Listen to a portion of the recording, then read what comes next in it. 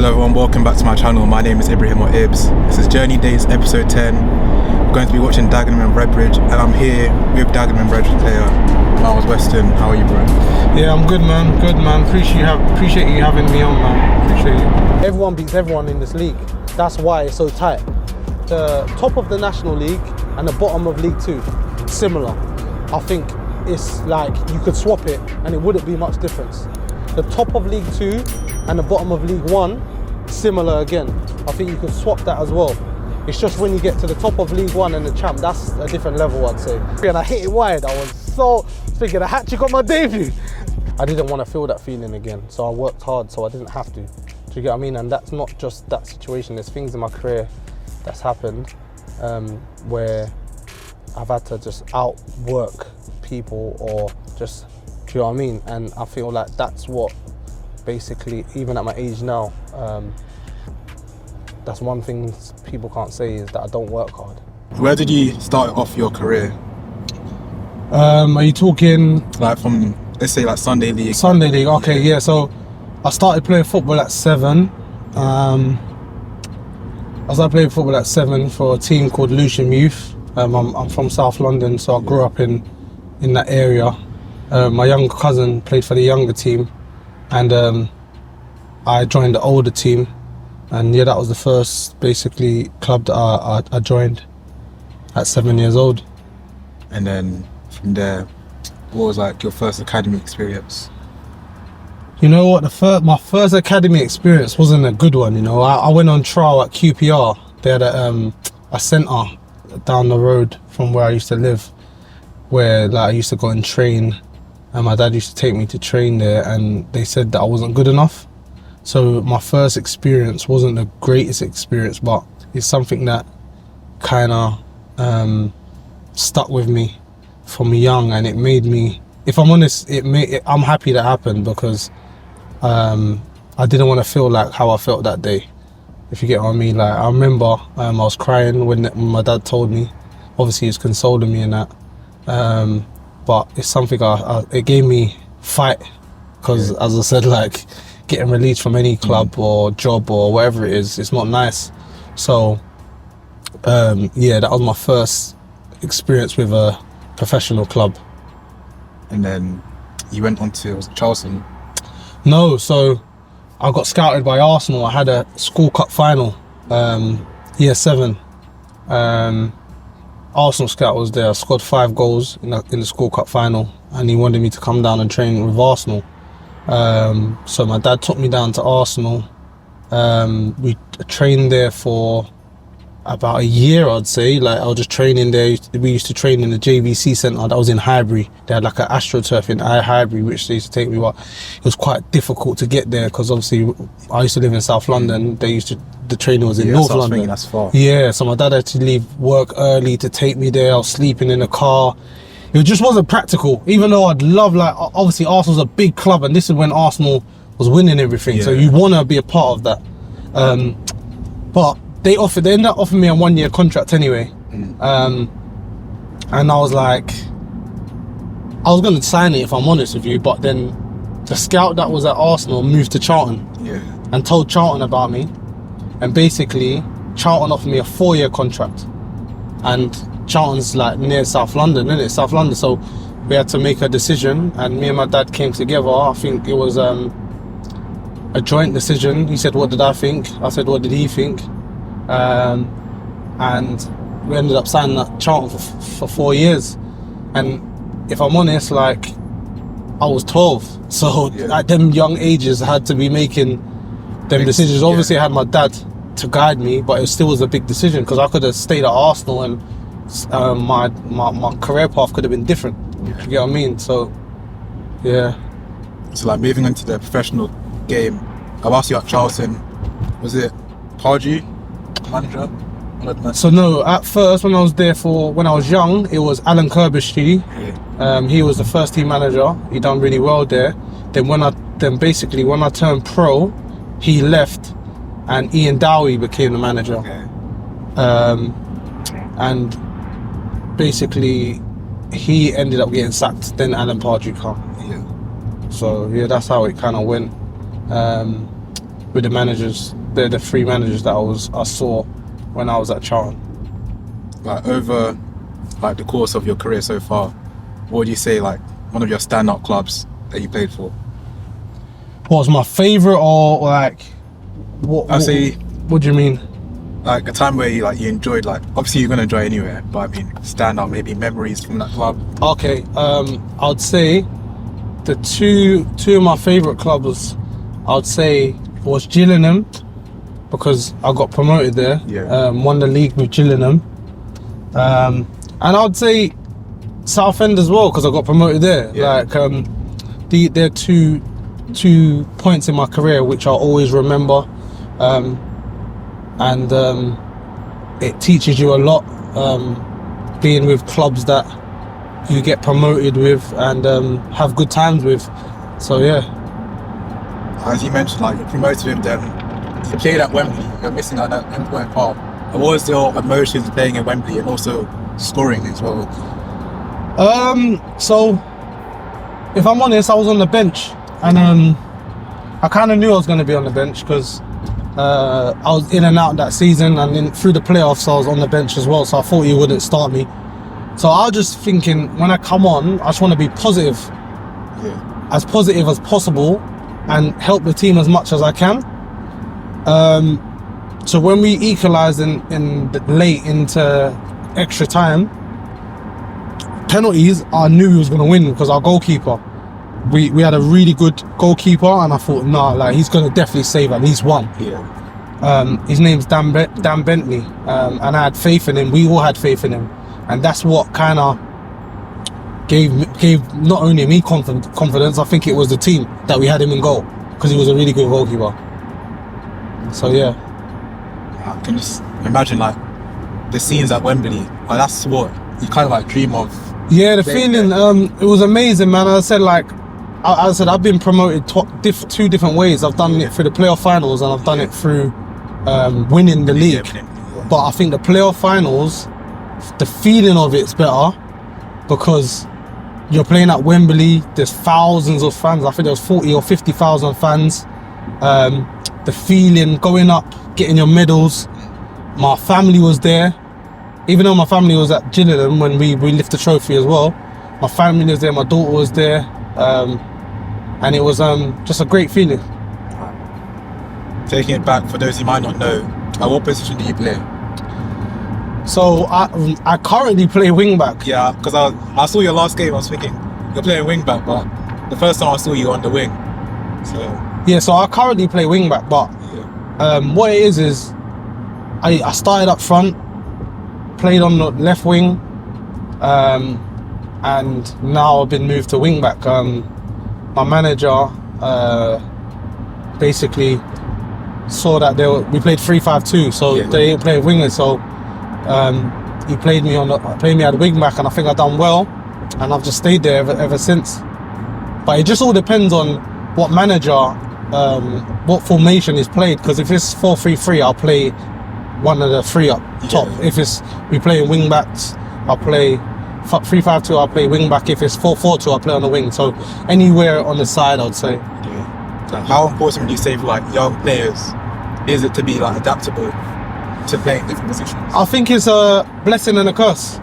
I think sometimes it's good to be playing one position, because then you don't get moved all over the place. And if you lock down your position, it doesn't matter if you play well or not. If you're moved or anything, if you lock that down that position, then basically you're gonna play.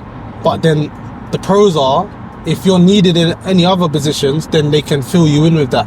Do you get what I mean? So there's pros and cons to it, I'd say.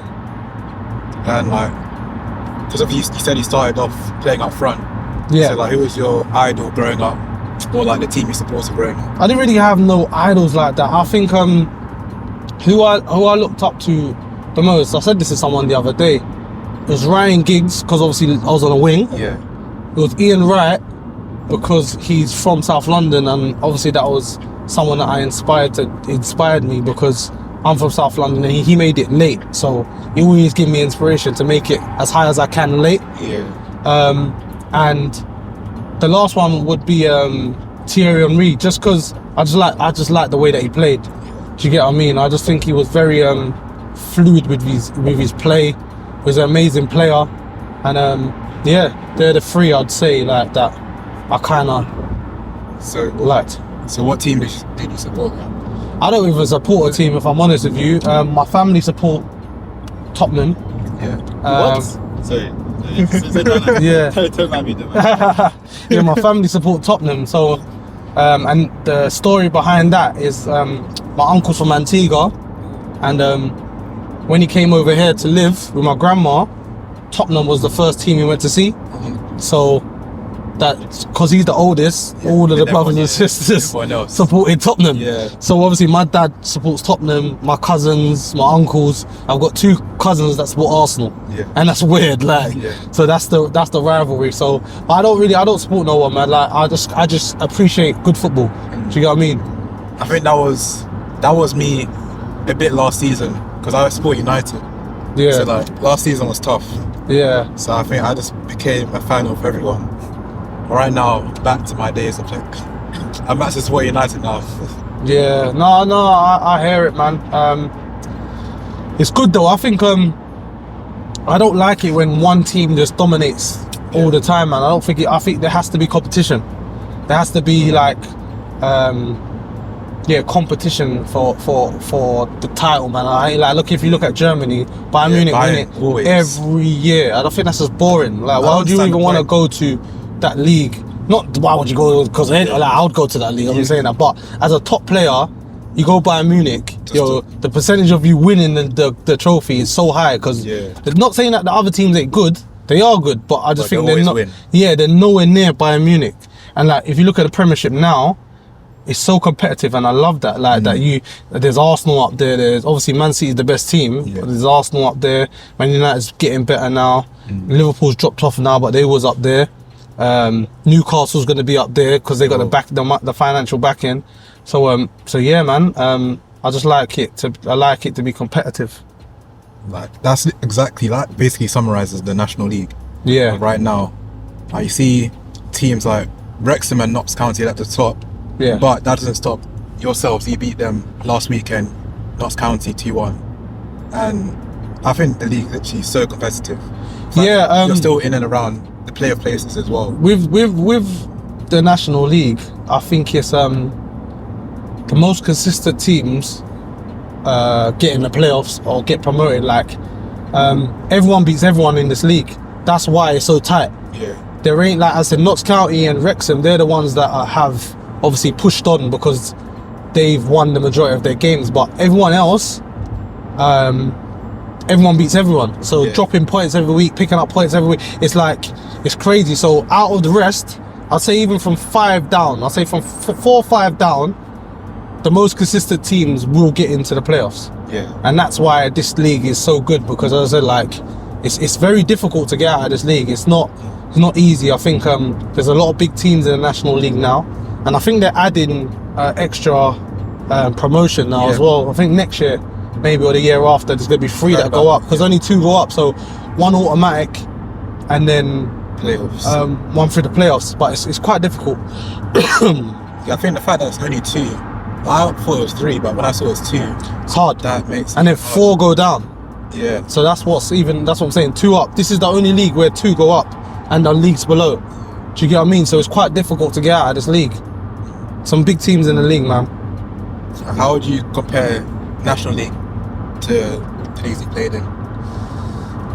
I said this before as well. I don't think there's much difference from the National League, the top of the National League and the bottom of League 2. Similar. Yeah. I think it's like you could swap it and it wouldn't be much difference. Yeah. The top of League 2 and the bottom of League 1, similar again. I think you could swap that as well. It's just when you get to the top of League 1 and the champ, that's a different level, I'd say. But the bottom of League 2 and the top of League National League, it's a similar level. It's not much difference. Better players, I'd say, but I think... Would you say players are like definitely better, or would you say it comes down to like maybe fitness or like their technique on the ball, for example? No, I don't think it's just that. I think there's a lot of things that go with it. I think there's when you're in a bigger team or better team, like in a higher league, there's more at your disposal. So like in National League, a lot of the players, so for instance, some teams might not get their kit washed at training, and some teams might have different structures in the higher leagues, innit? So I think that helps. I think if you only have to worry about football, then I think it helps. Yeah. Do you get what I'm saying? I think the lower down, obviously there's less resources, and which is understandable. The money ain't as much as the higher leagues. But I think the players, man, they can play up. I know that. Well, you see it all the time. You see players from the National League go straight to the Champions League, to the Championship, and do well. So I don't think it's about anything like that. I just think that it's just about sometimes it's resources and stuff, and it's the players' attitudes, and there's different things. Do you know what I mean? How much do you want it? Do you know what I mean? So, what would you say? Because we watched you, like in my Journey Days episode, I think it's episode 4. Like we watched you versus Beckham Town. yes, They play like step 4, yes, and it was FA Cup qualifying round 4. And you guys absolutely like won 7-0. yeah. Like, I think, as I said, it's again like they're part time. We train every day. They don't train every day. So for me, we should be beating them. I'm not saying we should beat them 7-0, but we get more practice. We have more time on the training pitch. They might have to go to work and then come back, train, and they got families and stuff. So it's different circumstances. Do you get what I mean? Like, so that's why when the lower leagues, they come against a higher team. Not saying that they can't win, but it's very unlikely because, like I said, when you train every day and you're getting more, you got more resources and everything's more professional, then you got better. I feel like you got a better chance. yeah. Do you get what I mean? You still have to apply that. It's not just gonna happen. You have to have that right attitude and the right mindset to do it. So yeah, man. In your career, like what would you say has been like your best goal? Because remember at the game, we saw you smack it. I think it was top bins with the right foot. Yeah. My best goal that I've scored. Yeah.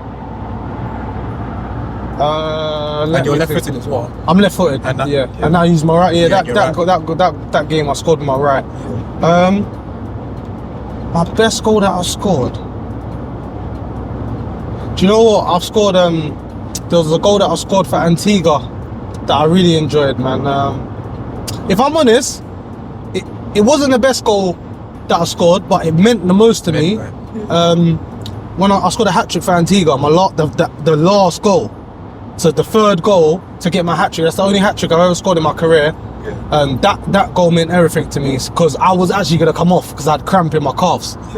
And they kept me on, and I ended up getting my hat-trick, which for me, that's probably one of the best moments of my career, man. It meant so much to me, man. Like scoring a hat-trick scoring for your country is amazing anyway, but scoring a hat-trick for my country, oh man, and the only hat-trick of my career, was amazing. I had a chance to score another hat-trick when I was at Brentford, my debut. I scored 2 against Carlisle. Scored 2, and I had a one-on-one with the keeper. It wasn't a one-on-one, but I had a good chance to make it 3, and I hit it wide. I was so speaking a hat-trick on my debut. Like that would have been amazing. So that memory for me, that goal was my favourite. I'd say just because what it meant to me. What would you say? You're more of like an assist or goal person? Like, what do you? I'm more of an assist person, I'd say. If I'm honest, like I think that for me could be one of my downfalls in my career. I'm a very selfless person. If I can shoot, I'll pass. Like that's in my career. I could have scored way more goals than I have, but I am now. I've definitely turned into more of an assist man. For me, I do want to score goals, but if I can provide for my team or the strikers to get their goals up, I have no problem in doing that either. Do you know what I mean? So I feel like obviously as the game has evolved, I see strikers like they don't even like touch the ball. For example, Haaland. Yeah. But he will just get Score goals. get that goal. But the thing Only is, touch of the game. it depends on what the manager wants as well, because with Haaland it works. Yeah. Do you get what I mean? Some managers might want strikers to do more, but in that team he doesn't have to. All he has to do is score. And to be honest, if you're a striker, your job is to score. That's all it is. Well, not all it is, but that's what your job. That's your label. Go and score goals for the team. Do you get what I mean? And if you're doing that, then you're doing your job. Yeah. Do you get what I mean? So like, if there's like any young people watching, like, what would you say is like the key thing to why you made it professional? I'd say for me personally, my attitude. I had a very good attitude from young, like a very determined, fighting attitude. As I said, from when what happened at QPR, I didn't want to feel that feeling again, so I worked hard so I didn't have to. Do you get what I mean? And that's not just that situation. There's things in my career that's happened where I've had to just outwork people, or just, do you know what I mean? And I feel like that's what basically, even at my age now, that's one thing people can't say, is that I don't work hard. I always try my best. I might not play good every game, but I'm going to work hard. I'm going to try my best for myself and for the team. Do you get what I mean?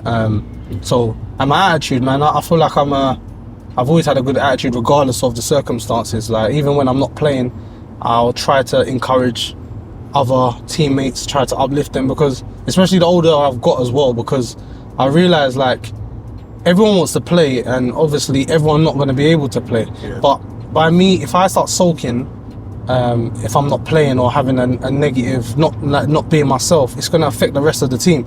So, like, me, I try and help, especially if I'm on the bench and I've got other wing backs playing. I give them as much encouragement and help as possible, because I feel like that's what I should do. And I expect them to do that for me. Do you get what I mean? So, it's just having a good attitude and being positive, man. And like, I'm saved in it. I'm a spiritual person. I pray to God and Jesus, and that's another thing that's got me far. Like, just believing and having faith in so many different circumstances. That's got me far as well, especially later on in my career. Earlier on, I didn't understand that stuff. Now I'm older, I understand about God and Jesus and praying, and that helps me massively. Massively, just having faith in that, in God and that. So like, how would you, like, a specific challenge in your career, like, how have you like overcome it? Like, any specific, maybe it's injury or not playing, not selected, like, how would you actually overcome I'll stick with not playing. If you're not playing, you just got to work hard. You got to work hard and maintain the attitude and have the fight to believe that you're going to get back in the team. Like, as I said, no one knows what's going to happen, innit? Like, and you see, when I'm not playing, I've been on the bench. I've been on the bench. I've been in the stands at times in clubs, certain different clubs, where I haven't even been involved. And in my head, I'm just thinking, all right, okay, if that's their mindset to put me in the stands or put me on the bench, I've got to do more. I've got to change their mindset. I've got to be vigilant. I want to make it hard for them to do this. Do you get what I mean? Like, so in training, I've got to be on it. Do you get what I'm saying? So you say, oh, Westy's, like, do you get what I mean? I've got to make them know, like, cool. Like, I'm not gonna stay in, even though you've done that to me, I'm not gonna stay there. I'm gonna basically prove you wrong. I would say, like, it's about, like, I'll prove you wrong then. Like, and I understand that manager's job is hard, and not gonna get it right every single time. But my thing is, as a player, you got to know, like, that you're doing everything you can. You can't be going to the manager and saying, oh, why am I not playing? And then you're training rubbish. That don't make no sense. And a lot of players do that. They be like, oh, Gaffer, why am I not playing? Like, and in training, you're not even the best trainer, or you're not even trying in training, or like, and that's one thing I've never done. I always try to train well. I always try to give my all, because you never know who's watching, for one. And it's just the way that I've been raised. Like, do you get what I mean? I'm not, like, just get on with it and try your best. That's my mindset anyway. Yeah, man. You touched on training, right? I hear stories maybe in the pro game that maybe some players don't train to their best, but then on a match day they're the best. How does that actually? Yeah, like I know I've been in a couple teams when the players ain't been the best trainers, but in match days they're really good. Me personally, I don't know, because I try to train as well as I can, and I try to play as well as I can. But there is players that don't train well, but in matches they're really good. They're amazing, and I feel like it's the manager's understanding of that. Like, some managers accept that because really it's a results game. It don't matter about training, really. Like, it does, but it doesn't, because you could score 100 goals in training and not score no goals in a match. Yeah. Do you get what I mean? Yeah. Or you could score no goals in trainings and 100 goals in matches. So it's what do you want? Do you get what I mean? And for me, that's a manager's decision. I can't say what I would want, because I'm not a manager, and that's the decision they're gonna have to make.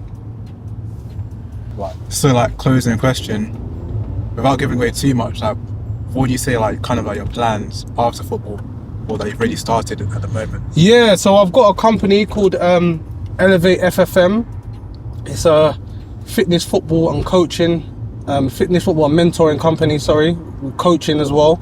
I made the company because I was thinking I'm going to be 35 next month, and I know football don't last forever, and I was just thinking, what am I going to do after football? And I've got my UEFA B coaching badges, which I'd done about 5 years ago, and I just thought, you know what, not even just for coaching, I feel like I got a lot of knowledge and a lot of experience in football, which I want to give back to people.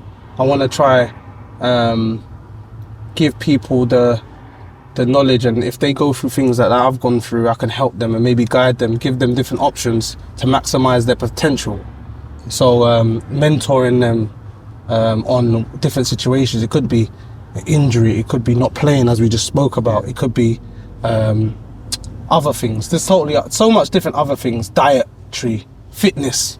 It could be different things, but this is something that I want to do, and do different workshops where I can go into different football clubs. It could start from grassroots all the way up to the professional levels, or even going to schools and give some sort of give back, basically. I've already done stuff in Antigua. I've got I brought a load of kit out there, gave it to the under 20s. Me and my friend Kerry Phillips, who runs a mental health football team called Saving Souls, and we got loads of plans to do much more, man. Like, as I said, that's what I feel like God's telling me to do, give back, because as I said, like, I realise I'm a very blessed person. Like, I played football for 17 years, and I've got, as I said, I've got a lot of knowledge and a lot of experience, and I feel like I can give it to a lot of people, even parents I can speak to. I had my dad there. Some players don't have both parents. Some players have their mum, which maybe don't understand, or their dad, which maybe don't understand football. Yeah. So I want to put on workshops to give them more information, so they can help, so they can even help the players get to do the best they can. Do you get what I mean? So yeah, that's what I want to do in the future. And as I said, I've got the company there. It's in motion now. So yeah, I'm hopefully, God willing, that, yeah, man, I can get that sorted soon, man. Yeah. Do more and more. Yeah, we're literally just approaching the stadium. I think is it Victoria Road? Yeah. Oh, yeah, Miles, thank you for your time. Thank you for coming on the journey this episode. Camera cut out. Oh my God. Got the back camera, but yeah. Thank you for your time, and yeah. No problem, man. No problem. Appreciate it. That's cool, man. Is that alright, yeah? Yeah, it's cool. Messi or Ronaldo? Messi. Or you? Messi as well. Okay. Ronaldo. Nah, Messi, man. Ronaldo, I rate both of them, don't get twisted. I have no problem with Ronaldo being my team, and I have no problem in picking Messi either. Do you get what I mean? So...